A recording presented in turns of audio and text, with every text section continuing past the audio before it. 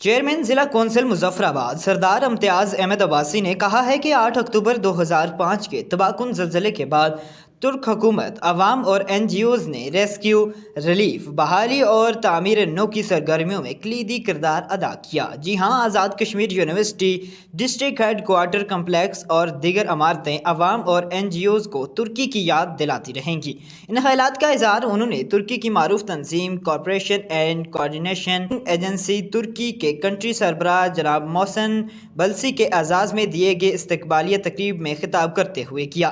ترکی مسئلہ کشمیر پر ہمارے ساتھ کھڑا ہے۔ انہوں نے کہا ہے کہ ترک صدر نے غزہ میں ہونے والی حالیہ وحشیانہ واقعات پر جرأتمندانہ موقف اختیار کیا، جس سے امت مسلمہ کے حوصلے بلند ہوئے۔